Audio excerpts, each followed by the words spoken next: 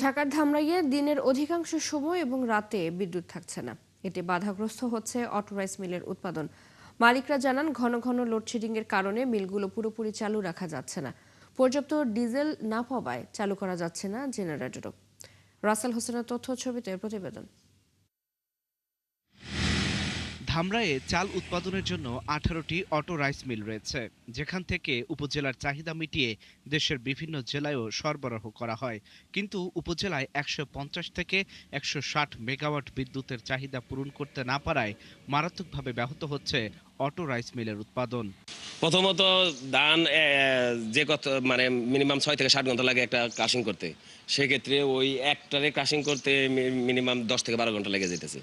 তার মানে সারাদিনে যেখানে 4টা টায়ার ভাঙাইতে পারবো, এখন বর্তমানে 2টাই টাফ হয়ে যাইতেছে বিদ্যুতের কারণে। মনে করেন লোডশেডিং এর কারণে আমাদের উৎপাদনে ঘাটতি হইতেছে। সেই কারণে কোম্পানি ডিজেলও ওইভাবে পাইতেছে না। ডিজেলের কারণে আমাদের মিলিং ওরকম ভাবে সাপোর্ট দিতে পারতেছে না।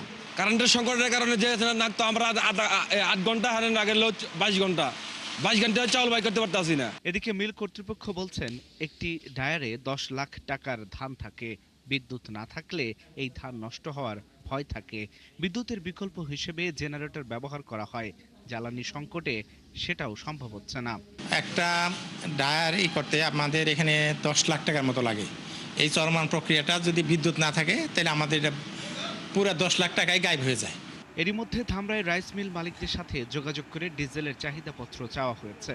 চাহিদা অনুযায়ী পাম্প থেকে তেল দেওয়া হবে বলে জানিয়েছেন উপজেলা নির্বাহী কর্মকর্তা। আমরা কার্ড ইস্যু করলে তখন লাইনে দাঁড়িয়ে নিতে হবে না। আমরা কোন প্রতিষ্ঠান থেকে বা কোন পাম্প থেকে নিবে সেটা আমরা বলে দিব তাদেরকে। আমরা আজকে অলরেডি সকালবেলা ফুড অফিসারের মাধ্যমে সবাইকে নক করেছি। জ্বালানি সংকটে শিল্প এলাকায় বিদ্যুৎ সরবরাহ কমে যাওয়ায় ধামরাইয়ের শিল্প উৎপাদন সামগ্রিকভাবে ঝুঁকির মুখে পড়েছে।